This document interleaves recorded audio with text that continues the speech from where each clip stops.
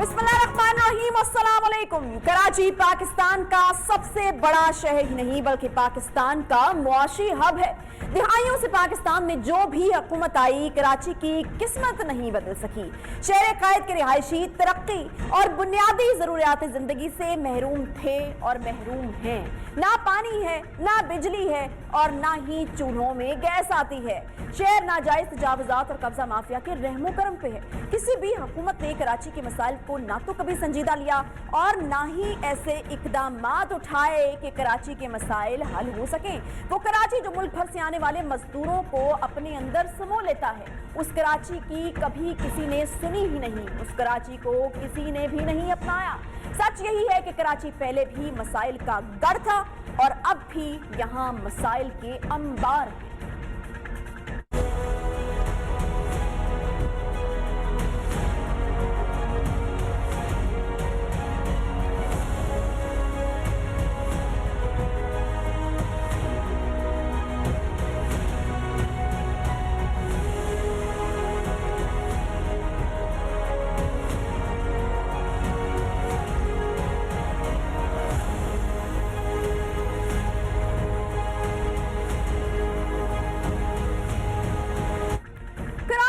कोई भी मसला हो, सूबाई और वफाकी हुकूमतों में क्रेडिट की रस्साकशी जो है वो हमेशा जारी रहती है। ज्यादातर मौके पर दोनों एक दूसरे के आमने सामने नजर आए। कोरोना वायरस और लॉकडाउन के मामले पर वफाक और सिंध के दरमियान इख्तलाफात हर किसी ने देखे। रवां बरस मानसून के बाद जो हालात पैदा हुए, उन्होंने न सिर्फ मुल्क की सियासी क़यादत को झंझोड़ा बल्कि army chief general Qamar Javed Bajwa भी कराची आन पहुंचे। फिर कराची पैकेज का ऐलान हुआ। बताया गया कि अब मसाइल हल हो जाएंगे, हालात बदल जाएंगे। लेकिन सच तो ये है कि अहले कराची आज भी मसाइल में ही उलझे रहे हैं, मसाइल में ही उलझे हुए हैं। हर तरह का जो मसला है, अगर हम कहें कि कराची के लोगों को दरपेश है तो गलत नहीं होगा। वफाक और सिंध के दरमियान हर मामले में सियासी कशीदगी का शिकार होता रहा कराची। कराची पैकेज पर किसका कितना हिस्सा है, इस पर पॉइंट स्कोरिंग होती रही और कराची के बासी बस तमाशा ही देखते रहे। कराची पैकेज के बाद वफाक ने आइलैंड्स डेवलपमेंट अथॉरिटी जो ऑर्डिनेंस है उसको जारी किया, तो फिर इस पर इख्तलाफात पैदा हो गए और मामला अदालत तक जा पहुंचा कि इलेक्ट्रिक का मामला हो या कराची के शहरियों को गैस की फराहमी का मसला हो। हर तरफ जी मसाइल ही मसाइल हैं। वफाक और सिंध एक दूसरे के सामने खड़े हो जाते हैं, लेकिन चंद रोज कबल कैप्टन रिटायर्ड सफदर की गिरफ्तारी के बाद सूरत हाल और भी गंभीर हो गई थी। आईजी सिंध के मुबैना अगवा के मामले ने कुछ बड़े सवालात खड़े कर दिए थे और अभी भी ये मामला वफाक और सूबे के दरमियान शदीद तर तनाज़ात का सबब बना हुआ है। वफाक और सिंध हुकूमत में इख्तियारात की जंग तेज हो गई है। यही नहीं बल्कि इख्तलाफात और तनाज़ात अब कानूनी जंग में तब्दील हो चुके हैं, जिसके बायस दोनों तरफ से अपने अपने इक़दामात का जो सिलसिला है वो जारी है। और आईजी सिंह के मुबैना अगवा के मामले पर तहकीकाती रिपोर्ट का इंतजार भी किया जा रहा है। वफाक और सिंध हुकूमत के दरमियान जारी इस खींचातानी में अवाम खामोश तमाशाई बने हुए हैं। डर और खौफ यही है कि अल्लाह अल्लाह करके अगर कराची पैकेज आ ही गया तो कहीं अब वो भी खटाई में ना पड़ जाए। आज के प्रोग्राम में हम वफाक और सिंध के दरमियान खींचातानी के साथ साथ अहम मामलात पर बात करेंगे और जानेंगे कि आखिर सिंध बिलखसूस अगर कराची की बात की जाए तो कराची के मसाइल के हल के लिए वफाक किस हद तक संजीदा है। कराची ने एतबार किया था, कराची ने वोट दिया था इस दफा पीटीआई को, तो अगर पीटीआई वफाक में बैठी हुई है तो पीटीआई ने आखिर क्या किया कराची के लिए। आखिर अगले इलेक्शन में तहरीक इंसाफ किस कारकर्दगी को लेकर अवाम में जाएगी। इन्हीं तमाम मामलों पर बात करने के लिए आज हमारे साथ मौजूद हैं सिंध में वफाक के सबसे बड़े नुमाइंदे गवर्नर सिंध जनाब इमरान इस्माइल साहब। बहुत शुक्रिया गवर्नर साहब प्रोग्राम में वक्त देने के लिए। सर, बहुत सारे मामलात हैं, अगर कराची की बात की जाए या सिंध की बात की जाए तो इतने मसाइल हैं, इतने मामलात हैं कि अगर बात करनी हम शुरू करें तो वो शायद ख़त्म होने में ना आए। लेकिन मैं सबसे इम्पॉर्टेंट बात करना चाहूँगी जो कि जुड़ी हुई है कराची की तरक्की के साथ, कराची की प्रोग्रेस के साथ, डेवलपमेंट के साथ। कराची पैकेज, गवर्नर साहब मुझे ये बताएगा कहाँ तक पहुँचा, अब तक कुछ मिला भी या नहीं और आगे कब तक मिलेगा? देखिए, मैं डायरेक्टली तो इसमें इन्वॉल्व नहीं हूँ क्योंकि इसी एपेक्स कमेटी है, उसमें 2 वफाकी वज़रा हैं जिसमें असद उमर अली जैदी हैं, चीफ मिनिस्टर खुद उसमें हैं, उसमें कुछ कोर 5 के लोग हैं और उसके साथ जो नीचे उसकी कमेटी बनी थी PCIC, उसको चीफ मिनिस्टर खुद हेड करें। लेकिन मुझे उसकी इत्तला मिलती रहती है, जो मीटिंग्स होती हैं तो उसकी ब्रीफिंग्स मुझे होती हैं, तो मुझे उससे ये पता है कि it's going on the right pace. और ये सबसे जामे मंसूबा है जो कराची को अब तक किसी गवर्नमेंट ने दिया है। इसमें जो मेजर कंपोनेंट्स हैं वो ML1 है और K4 है और KCR है। तो K4 और KCR क्योंकि वफाक डायरेक्ट कर रहा था तो उसका जो उन्होंने इश्तहार दे दिया है for consultant hiring of the consultant company, ताकि उसको वो प्रॉपरली लेके चलें। और K4 FWO जो है वो एग्जीक्यूट कर रही है, वापडा के तहत उसको काम पे दे दिया गया है। सिंध गवर्नमेंट से उसकी फाइलें वगैरह सब चीज़ लेके यानी पूरा केस ट्रांसफ़र कर दिया गया है वापडा को, और वो FWO के साथ उसका काम शुरू कर रहे हैं। तो वो तो अपनी जगह है। बाकी जो चीज़ें जो विजुअल चेंजेस इस वक्त कराची में नज़र आने की ज़रूरत है, वो उन चीज़ों पे भी काम हो रहा है। हमने जो तय किया था वो ये था कि जो सिंध वाटर सीवरेज बोर्ड है या सिंध बिल्डिंग कंट्रोल अथॉरिटी है और Sindh solid waste management board है, ये क्योंकि ये इदारे पूरे सिंध के लिए बनाए गए हैं और ये पॉसिबल नहीं है कि एक इदारा इतने बड़े सूबे को, उसके बड़े बड़े शहरों को, छोटे से छोटे कस्बों को कंट्रोल कर सके। तो हर शहर का अलहदा होगा, यानी जैसे KWSB हो जाएगा SWSB से, बिल्डिंग कंट्रोल अथॉरिटी भी कराची की अलहदा होगी, इसी तरह सखर की अलहदा होगी, हैदराबाद की अलहदा होगी, और सॉलिड वेस्ट मैनेजमेंट बोर्ड भी कराची का अलहदा होगा, ताकि वो एक कंसोलिडेट काम वो कर सके। तो उसके लिए कुछ कवानीन में तरामीम की ज़रूरत है जो सिंध गवर्नमेंट कर रही है। जैसे वो हो जाएंगे तो जो फंड्स इन 3 इदारों के लिए मुख्तस हैं वो फौरी तौर से रिलीज़ होंगे और ये अपना काम शुरू कर देंगे।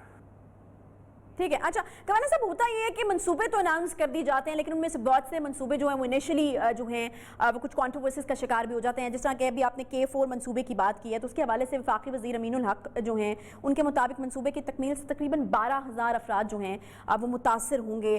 तो क्या इस तरह की चीज़ों को भी मैनेज कर लिया गया है? क्या कोई उनको कॉम्पनसेट किया जाएगा मुतासरीन को?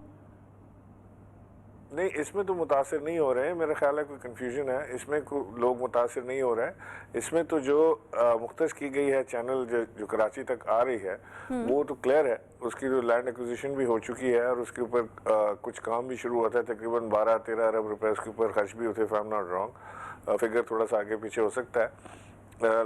वो चैनल के ऊपर काम शुरू है। और वो अब पहले ये था कि वो वफाक और सूबा जो है वो 50-50 इसके ऊपर काम करेंगे। तो अब ये तय हुआ है कि वो चैनल जो है पूरी वो पीपरी तक वफाक लेकर आएगी और उसके ऊपर जो भी अखराजात होंगे, खर्चा होगा, वफाक खुद करेगी बगैर सूबे के। और उसकी जो ऑगमेंटेशन है, जो लाइनें अंदर आनी है, जो पानी की डिस्ट्रीब्यूशन है, वो सारी सिंध हुकूमत करेगी। तो साइमल्टेनियसली ये दोनों काम चलते जाएंगे। जैसे जैसे चैनल बनती जाएगी ऐसे ऐसे ऑगमेंटेशन का काम भी होता चला जाएगा।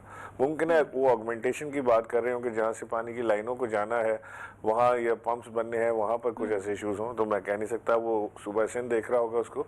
मुझे वफाक का पता है कि जो चैनल है वो क्लियर है। ठीक। अच्छा, अगर मैंने से एक और अहम मामला जो कराची के हवाले से चल रहा है और वो IG सिंध के मामले का है। 10 रोज़ का वक्त दिया गया था कि 10 रोज़ में जो है वो कुछ सामने आ जाएंगी तहकीकात। इस हवाले से कुछ खबर है? 10 रोज़ से क्या तहकीकात की गई हैं और रिपोर्ट जो है वो कब तक पेश कर दी जाएगी? नहीं, मुझे इसकी खबर नहीं है। ये तो रिपोर्ट अब क्योंकि इसमें आर्मी चीफ साहब ने इसके ऊपर एक्शन लिया था और उन्होंने इसके ऊपर तहकीकाती कमेटी बनाई थी, तो जो रिपोर्ट आएगी वो वहीं से आएगी। मुझे इसके बारे में नहीं कि वो रिपोर्ट कहाँ पहुँची है, उसकी क्या तहकीकात हुई। लेकिन ये एक इंतहाई अफसोसनाक और मज़ाक खेज़ मैं समझता हूँ चीज़ थी। अफसोसनाक इसलिए कि अगर किसी सूबे के IG का ये कहना हो कि उसे अगवा कर लिया गया, तो ये इंतहाई अफसोसनाक और बड़ी एक हैबतनाक खबर है। और मज़ाक खेज़ इसलिए कि दिस इज़ वेरी फ़नी कि अगर किसी सूबे का IG अगवा हो जाए और वो उसके बाद हम वहाँ से लॉ एंड ऑर्डर की तवक्को भी रखें उस सूबे के पुलिस के इदारे से, तो वो अभी मुझे तो समझ नहीं आई कि किस तरह की बात है। ना IG ने कोई FIR कटाई, ना कोई अभी खबर आ रही है कि वो वाकई अगवा हुए थे कि नहीं हुए थे, वो किस तरह की बात थी। I think there is lot more to it जो रिपोर्ट में सामने आ जाएगा। सही है, ठीक है। ये बिल्कुल आपने दुरुस्त कहा कि ये अगर सूबे के IG जो हैं वो इस तरीके से अगवा हो जाएं, एक बड़ी इनसिक्योरिटी जो है वो आवाम में भी इस तरह से जन्म लेती है कि किस तरीके से उनकी हिफाजत जो है वो की जाएगी। अच्छा, गुज़श्ता रोज़ भी इमरान इस्माइल साहब, वज़ीर आज़म शाहिद खाकान अब्बासी जो साबका रह चुके हैं वज़ीर आज़म, उन्होंने ये कहा کہ سپریم کورٹ جو ہے وہ اس کراچی واقعے کا جو ہے وہ نوٹس لے کے کیا جو ابھی تحقیقات ہو رہی ہیں، جو چیزیں چل رہی ہیں، ان کی تسلی نہیں ہے ان سے؟ کیوں بار بار جو ہے وہ یہ مطالبہ ان کی طرف سے سامنے آتا ہے کہ سپریم کورٹ جو ہے وہ اس کے اوپر تحقیقات کرائے؟ میں ایک چیز کلیئر آپ کو بتا دوں، پاکستان مسلم لیگ نون ہمیشہ سے اپنے اداروں کے خلاف رہی ہے، ہمیشہ سے۔ ان کا کبھی آج پہلا نہیں ہے کام یہ کہ پہلی دفعہ وہ جنرل باجوہ کو یا کسی اور کا نام لے کے وہ بات کر رہے ہیں نواز شریف صاحب۔ یہ انہوں نے آپ مجھے بتا دیں کہ کب بغیر علاوہ جنرل ضیاء الحق کے آج تک کسی ایک ہمارے فوجی کمانڈنٹ کا نام بتا دیں جس سے نواز شریف صاحب مطمئن ہوئے ہوں؟ کوئی ان کو سمجھ ہی نہیں آتا ہماری آرمی کا چیف کوئی بھی کہ وہ کیوں آرمی کا چیف ہے۔ جو یہ مسلم لیگ نون بات کرتی ہے وہ ہمیشہ آپ دیکھیں گے کہ ہمارے اداروں کے خلاف بات ہوتی ہے، اور کوئی دنیا کا ملک مجھے دکھا دیں جہاں پہ اپنے اداروں کے خلاف بات کر رہا ہو۔ اب یہ جو آپ نے سوال کیا ہے یہ پرٹیننٹ اس لیے ہے، یہ آپ کو بتانا کہ یہ کیونکہ یہ آرمی اس کی تحقیقات کر رہی ہے، لہٰذا وہ کہہ رہے ہیں کہ نہیں جی سپریم کورٹ سے کرائی جائے، ہمیں آرمی کی تحقیقات پہ بھروسہ نہیں ہے۔ That's what exactly he is trying to say۔ تو میں سمجھتا ہوں کہ یہ they should wait، آ جائے گی رپورٹ، پتہ لگ جائے گا، اور یہ ہمارے صوبے کے ہمارے صوبے کے آئی جی پولیس کا معاملہ ہے، یہ ہم اپنے صوبے میں نمٹائیں گے، ہم اس کو دیکھ لیں گے کیسے اس کو ہم نے نمٹانا ہے، کیا اس کے اندر ہوا تھا۔ جب رپورٹ آئے گی تو جو لوگ اس کے اندر انوالو ہوں گے وہ قرار واقعی سزا کے مستحق ہوں گے۔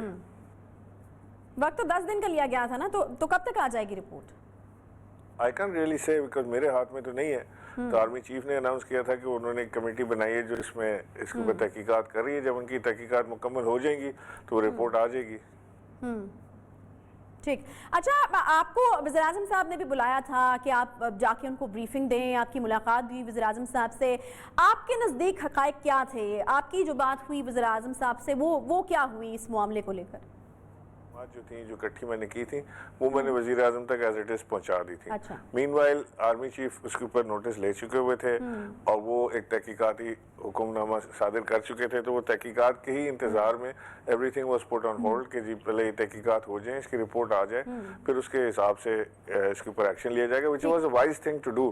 میں سمجھتا ہوں کہ یہ دس از ناٹ ٹرو کہ آئی جی کو اغوا کیا گیا تھا، دس از ناٹ ٹرو۔ اب لیکن یہ رپورٹ آنے کے بعد حتمی چیز پتہ لگے گی۔ ہوتا یہ ہے کہ میں نے جب سے گورنر بنا ہوں تو میں نے بہت کلوز معاملات دیکھے ہیں کہ ہماری پولیس، ہماری انویسٹیگیٹنگ ایجنسیز، چاہے وہ آئی ایس آئی ہو، ایم آئی ہو، آئی بی ہو، وہ یہ سب مل کے کوآرڈینیٹڈ ایفرٹ کے تحت پولیس کو ساتھ ملا کے کام کرتے ہیں، کیونکہ ہماری جو انویسٹیگیٹو ایجنسیز ہیں ان کا آرم نہیں ہے کہ وہ کسی کو اریسٹ کر سکیں، یا کوئی ان کے پاس لاک اپ نہیں ہے، یا وہ کسی کو پرچہ نہیں کاٹ سکتے، جیل نہیں ڈال سکتے، وہ تو ان کا کام انویسٹیگیشن کرنا اور پولیس کو ساتھ لے کے پھر ایکشن میں جاتے ہیں۔ تو پولیس کی بڑی ایک ان ڈیپتھ کوآرڈینیشن رہی ہے ہماری تمام ایجنسیز کے ساتھ، وچ از اے گڈ تھنگ، یہ ایسا ہونا چاہیے اور ہوتا ہے دنیا۔ اس میٹنگ کو اگر کوئی نام یہ دے دے کہ یہ اغوا ہوئے تھے اور آئی جی کو اغوا کر لیا گیا تھا، اٹ از ویری فنی، اور بہت ہی ایک عجیب اور معیوب سی بات ہے کہ اگر کہیں کوآرڈینیشن کے ساتھ یہ بیٹھ کے بات کر رہے ہیں اور اس کو نام بعد میں آپ دے دیں کہ وہ اغوا ہوتے ہیں۔ لیکن بہرحال حتمی طور سے ابھی کچھ نہیں کہا جا سکتا جب تک آرمی کی رپورٹ کمپلیٹ باہر نہ آ جائے۔ صحیح، ٹھیک ہے۔ گورنر سندھ عمران اسماعیل صاحب بالکل ہم گفتگو کر رہے ہیں ان سے، ایک چھوٹا سا مجھے بریک لینا ہے، اور بریک کے بعد جب ہم دوبارہ آئیں گے تو گفتگو کا سلسلہ یہیں سے شروع کریں گے۔ خاص طور پر جب یہ تمام معاملہ چل رہا تھا تو ہم نے دیکھا تھا کہ بلاول بھٹو زرداری صاحب نے بھی ایک پریس کانفرنس کی تھی، اینڈ ہم نے اس وقت دیکھا تھا ایک خوف تھا سندھ حکومت کے چہروں پر نظر آ رہا تھا، اور پھر جب اسٹیٹمنٹ سامنے آئی تو اس میں بھی تھا جی کہ گورنر راج جو ہے وہ اتنا آسان آپشن نہیں ہوگا۔ تو کیا گورنر راج کا کوئی آپشن بھی آن ٹیبل تھا، یا پھر اس کے اوپر کوئی ڈسکشن ہو رہی تھی؟ آخر کیوں یہ سٹیٹمنٹ جو ہے وہ ان کو دینا پڑا؟ اگر گورنر آج کوئی آپشن تھا تو یقیناً گورنر صاحب سے تو اس کے بارے میں ڈسکشن ہوئی ہوگی۔ ایک چھوٹے سے بریک کے بعد واپس آتے ہیں، اسی نقطے پر مجھے بات کرنی ہے، ساتھ رہیے۔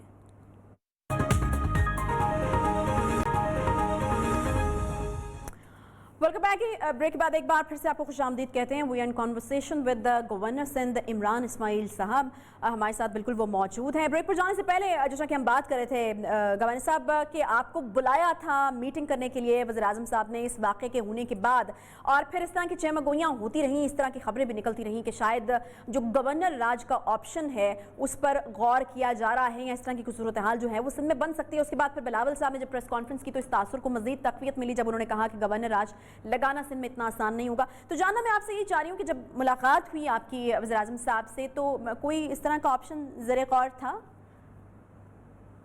आयशा, मैं मेरे 2.25 साल के टेन्योर में आज तक ना मुझसे वज़ीर आज़म ने, ना मुझसे प्रेसिडेंट ऑफ पाकिस्तान ने, ना किसी और ने आज तक हमने गवर्नर राज का ऑप्शन डिस्कस ही नहीं किया।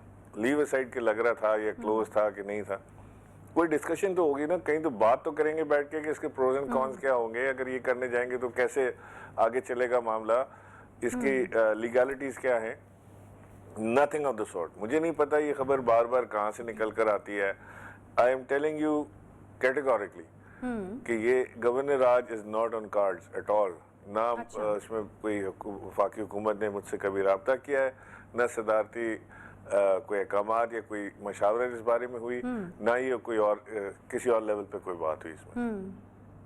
अच्छा गवर्नर साहब, पीडीएम तहरीक होने के बाद एक तासुर ये भी बना है कि शायद अब जो हुकूमत है वफाकी हुकूमत और सिंध की जो चपकलिश पहले चला करती थी अब उस तरह से नहीं है, ज़रा मामलात आप लोगों के बीच में थोड़े सेटल्ड नज़र आ रहे हैं। गवर्नर राज, खुसूसी इख्तियारात, इस तरह की बातें पहले बहुत होती थी, अब उस तरह से सुनाई नहीं देती। तो क्या पीपल्स पार्टी अच्छी लगने लगी अब?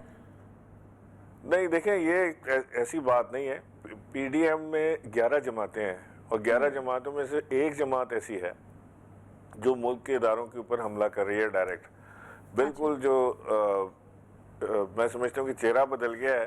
पहले अल्ताफ हुसैन लंदन बैठ के ये काम करते थे, अब उनकी जगह नवाज शरीफ बैठ के ये काम कर रहे हैं। सिर्फ पाकिस्तान मुर्दाबाद का नारा लगाना बाकी है, बाकी तो उन्होंने अल्ताफ हुसैन की पूरी पैरवी कर ली है, वहाँ तक तो पहुँच गए। वो जनरल बिलाल अकबर को नाम लेके बुरा भला कहते थे, ये जनरल बाजवा का नाम लेके बुरा भला कहते हैं। फ़र्क क्या है? ये तो बिल्कुल सेम चीज़ है। वही बातें वो करते थे, वही बातें ये करते हैं। मुझे ये बता दें कि जिस पे ये नाराज़ हो जाते हैं बार बार जिस लफ्ज़ पे, कि गद्दारी का पैमाना और क्या है, किस चीज़ पे आप तोल के कह सकते हैं कि ये गद्दारी होती है, मुझे वो बता दें ताकि ज़िंदगी आसान हो जाए। तो लिहाजा वो 11 जमातें जो पीडीएम में हैं उसमें से सिर्फ एक जमात पाकिस्तान मुस्लिम लीग नून इदारों के खिलाफ बात करिए जिसके ऊपर सारा फोकस इस वक्त है। बाकी तो 10 जमातें बशमूल पीपल्स पार्टी, किसी को कोई कुछ नहीं कह रहा। आपका जमहूरी हक़ है, आपने जाना है, जलसा करना है, जुलूस करना है, महंगाई पे वावे मचाना है, आपने एहतजाज करना है, धरना देना, ये सियासी जमातों का हक होता है, वो करें जाके जिसने करना हो। हाँ, लेकिन जहाँ स्टेट के ऊपर बात आती है, आप स्टेट ऑफ पाकिस्तान या पाकिस्तान के इदारे या उन लोगों की आप बात करते हैं जो अपने वतन की दिफा की खातिर जाने देते हैं, अपनी जानों का नजराना पेश करते हैं। आयशा, ये कहना आसान है, ये करना मुश्किल है। जरा से सोच के देखें कि हमारा loved one, are we ready कि मैं उसको अपने बेटे को बॉर्डर पे भेजूं जरा एक दफ़ा जहाँ पे ख़तरा हो कि उसकी शहादत का, तो वो तो सोच के बंदा हिल जाता है। और जिनके घर पे जवानों की लाशें आती हैं वहाँ उनको आप तजलील कर रहे हैं उनकी मुसलसल। आपने जिन बच्चों ने हमारे इंडियन एयरफोर्स को मार गिराया अपनी जान पे खेल के, उनकी आप इतनी बड़ी सेक्रीफाइस को, जहां आपके मुल्क का बोलबाला हो रहा है, उसको आप जीरो कर रहे हैं कि जी वहाँ पे टांगे लरज रही थी और माथे पे पसीना था। शर्म नहीं आती इन लोगों को इस तरह की बात करते हुए, और फिर अपने आप को कहलाते हैं कि पाकिस्तान के लीडर हैं बहुत बड़े और जमहूरी काम कर रहे हैं। ये जमहूरी काम है, ये जमहूरियत होती है। So we everybody is focus now कि PMLN का जो बयानिया है ये वतन दुश्मन बयानिया है और सिर्फ इसी को टारगेट किया जा रहा है, क्योंकि ये हमारे मुल्क को, हमारे स्टेट को, हमारे इदारों को टारगेट करें तो सबका फोकस उधर है, जिससे आपको ये लग रहा है कि कोई किसी से दोस्ती होगी।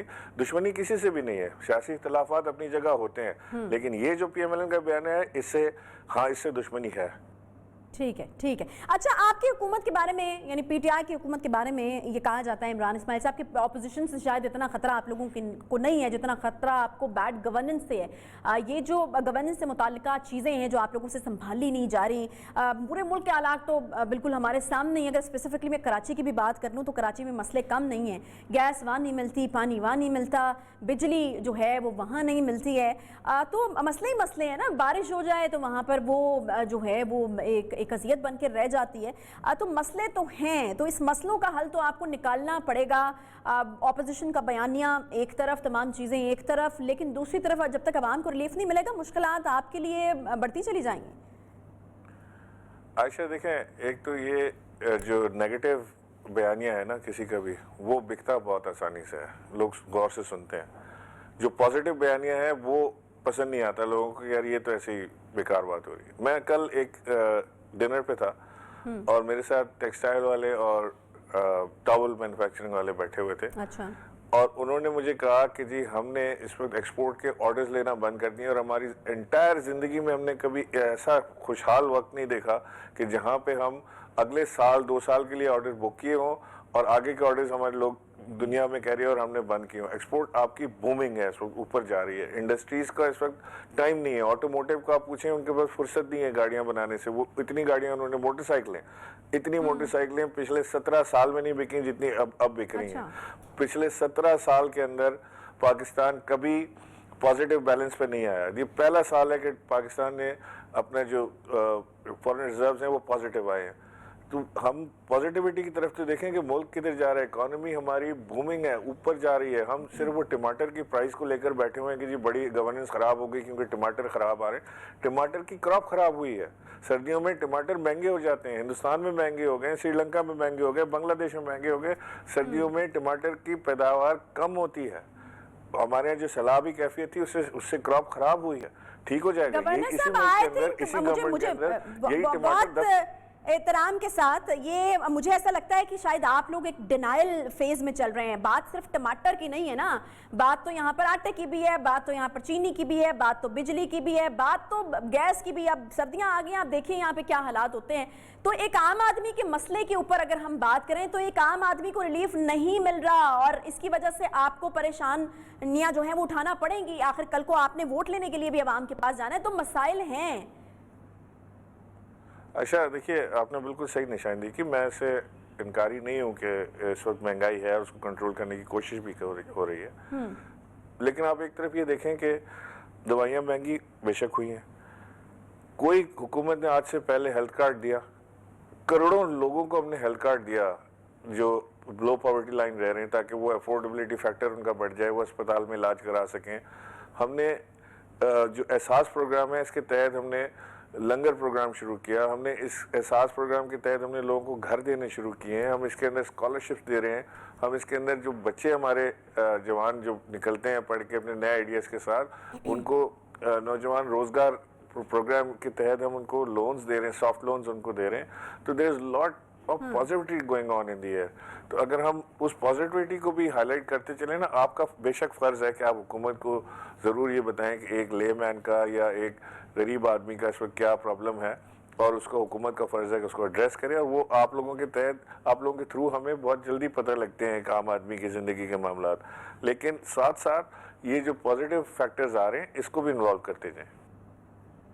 सही, ठीक है। अच्छा, ये जज़ायर का एक मामला अभी चल रहा था वफाक और सिंध के बीच में, और अभी भी वो चल रहा है। जज़ायर के मामले पर वफाकी हुकूमत की नुमाइंदगी करने वाले अटॉर्नी जनरल ऑफ पाकिस्तान जो हैं, उन्होंने सिंध हाई कोर्ट को बताया कि बंडल और डंगी जो जज़ायर हैं वो सिंध की मलकियत है और अदालत में दायर दरख्वास्त पर फैसले तक इन पर किसी किस्म की जो कोई सरगर्मी जो है वो अमल में नहीं लाई जा सकती। मुझे एक तो बताइएगा कि क्या स्टेटस क्या है इस वक्त, क्योंकि PTI की हुकूमत तो उस हवाले से बड़े बड़े दावे कर रही है, काम वहाँ पर हो रहा है या काम रुक चुका है, क्योंकि ये कहा जा रहा था कि इश्तिहारात वगैरह भी जो हैं वो दिए जा रहे हैं। और इसी के साथ ये भी बताएगा कि जज़ायर के मामले पर सूबे को एतमाद में क्यों नहीं लिया गया, जबकि आपको पता था, मालूम था कि जज़ायर जो हैं वो हैं ही सूबे की मलकियत। ये जज़ायर के मामले में दोनों सूबों को, बलूचिस्तान को और सिंध को एतमाद में लिया गया था और उसमें उनके साथ ही चल के बात हो रही थी। लेकिन जो ऑर्डिनेंस आया उस ऑर्डिनेंस में उनके कुछ एतराज़ात हैं जिसको एड्रेस कर लिया जाएगा और इंशाल्लाह इनके साथ अफ़ाम तफ़हीम से मिल बैठ के ये बात मामले को तय करेंगे। मैं आयशा एक बात यहाँ ये आपको बताना चलूँ कि ये बंडल आइलैंड की अगर हम सिर्फ बात करें तो Bundal Island is going to be a game changer for Pakistan and specially for Sindh. वो मैं आपसे इसलिए कह रहा हूँ कि श्रीलंका ने अभी एक आइलैंड डेवलप किया है और वो तकरीबन 800 एकड़ के ऊपर मुक़य्यद है वो एरिया उसका, और उसके ऊपर जो फॉरेन डायरेक्ट इन्वेस्टमेंट आई है वो $14 बिलियन आई है। اب آپ سوچیں کہ یہ جو آئلینڈ ہم ڈیولپ کرنے جا رہے ہیں ایز اے سٹی، یہ بنڈل آئلینڈ سٹی جس کو ہم کہیں گے، یہ 8000 ایکڑ پر ہے. تو اگر 800 ایکڑ پہ 14 بلین فورن ڈائریکٹ انویسٹمنٹ آتی ہے تو 8000 ایکڑ پہ کتنی آئے گی؟ میں تو احتیاطاً آپ سے کہہ رہا ہوں، ایک محتاط اندازے کے مطابق کہ 50 بلین آئے گی. Do you know what $50 billion means to Pakistan? Foreign direct investment اگر پاکستان میں آتی ہے 2-3 بلین ڈالر کے لیے تو ہم ادھر ادھر گھوم رہے ہوتے ہیں کہ کسی طرح ہمیں کوئی سپورٹ مل جائے، کوئی آئل ہمیں ادھار مل جائے، کسی طرح ہو جائے، ہماری اکانومی میں کچھ ٹھہراؤ آ جائے. اور یہ 50 بلین ڈالر کا ایک منصوبہ سامنے رکھا ہوا ہے which is I would say a golden egg for Sindh, کہ ہمارے جو سندھ ہے اس کے جو معاملات ہیں، جو پرابلمٹک ایریاز ہیں وہ ایڈریس ہو جائیں گے. یہ پیسہ تو سندھ میں ہی آنا ہے، سارا ریونیو سندھ کو جانا ہے، ساری انکم سندھ کو آنی ہے. تو اس میں جو بھی امپیڈمنٹس ہیں یا سندھ حکومت کی جو خدشات ہیں اسے انشاءاللہ ہم دور کر لیں گے. ٹھیک ہے. ایک آخری سوال عمران اسماعیل صاحب، اور وہ ٹپیکل پولیٹیکل سوال، کیونکہ وہاں سے بھی بیانات آتے رہتے ہیں، یہاں سے بھی بیانات آتے رہتے ہیں، تو ایک پوائنٹ آف ویو جو ہے وہ ہونا ضروری ہوتا ہے. مریم نواز صاحبہ مرکزی رہنما ہیں PDM کی، اس سال کو الیکشن کا سال قرار دے رہی ہیں، اور مولانا فضل الرحمان صاحب بھی جو روح رواں ہیں PDM کے، وہ یہ کہتے ہیں کہ دسمبر سے پہلے حکومت ان کو جاتی بھی نظر آ رہی ہے. یقیناً آپ کا بھی ایک پوائنٹ آف ویو ہوگا PDM کو لے کر، اس اپوزیشن اتحاد کو لے کر کیسا دیکھتے ہیں، ان کا مستقبل کیسا دیکھ رہے ہیں آپ؟ ہزاروں خواہشیں ایسی کہ ہر خواہش پہ دم نکلے. بہت نکلے میرے ارمان لیکن پھر بھی کم نکلے. یہ تو خواہش ہے نا ان کی کہ اگلے سال الیکشن کا سال ہے. یہ کوئی پیر فقیر ہیں، کوئی اعلامی کیفیت ہے؟ کس چیز پہ کیلکولیٹ کریں اگلا سال الیکشن کا سال ہے؟ بری طرح ڈیفیٹ ہوئی ہے الیکشن میں ان کو. یہ ٹرمپ کی طرح یہ صرف اس الیکشن کو مانیں گے جو اس کا رزلٹ ان کے فیور میں آ جائے. جو ان کے فیور میں نہ آئے وہ الیکشن جو ہے وہ ریگڈ ہے. So they may do whatever they want. ان کے عزائم اور ہیں، ان کے خیالات اور ہیں، ان کا جو اس وقت کیفیت، الہامی کیفیت ہے وہ کہیں اور سے آ رہی ہے. ان کی ڈوریں کوئی اور ہلا رہا ہے، وہ ہمیں سب سمجھ آ رہا ہے. لیکن یہ اپنی خواہشات کا اظہار کرتے رہیں. انشاءاللہ جو حکومت پاکستان ہے، عمران خان کی حکومت، وہ اپنے 5 سال پورے کرے گی، بلکہ انشاءاللہ اس کے اگلے 5 سال بھی عمران خان کے ہی. اچھا جی، چلیں جی، بہت شکریہ. گورنر سندھ عمران اسماعیل صاحب، ہزاروں خواہشیں انہوں نے کہا کہ ایسی کہ ہر خواہش پہ دم نکلے. بہت شکریہ عمران اسماعیل صاحب پروگرام میں ہمیں وقت دینے کے لیے. لیکن خواہشات کا جو یہ سلسلہ ہے یہ کسی ایک طرف سے نہیں ہے بلکہ دونوں طرف سے ہیں. ہم دیکھتے ہیں کہ اگر ایک طرف سے یہ بیان آتا ہے کہ جی حکومت تو اب بس گئی، اگلا سال الیکشن کا سال، یا پھر دسمبر سے پہلے جو ہے وہ حکومت چلی جائے گی، تو دوسری طرف سے بھی اسی طرح کے بیانات جو ہیں وہ آتے ہیں کہ PDM کا کوئی مستقبل نہیں ہے.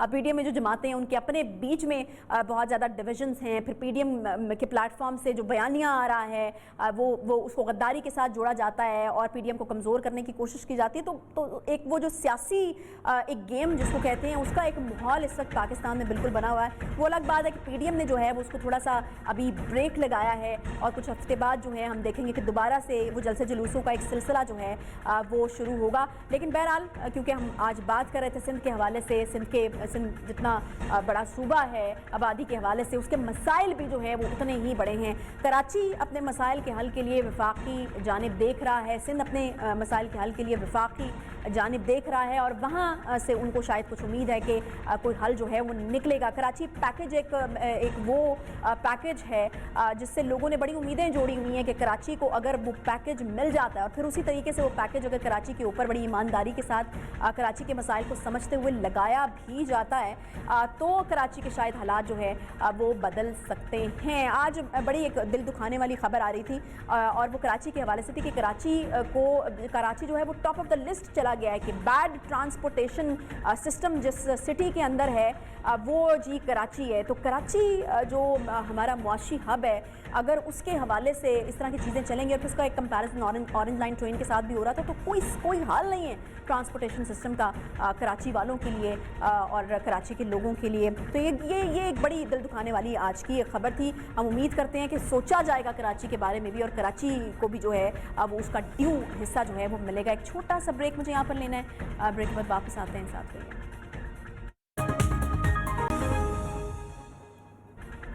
Welcome back. پاکستان کے سب سے بڑے صوبے پنجاب کابینہ میں رد و بدل آج دوسرے روز بھی رہا جاری. گزشتہ روز فیاض الحسن چوہان کو ایک بار پھر سے صوبائی وزیر اطلاعات کے عہدے سے ہٹا دیا گیا تھا.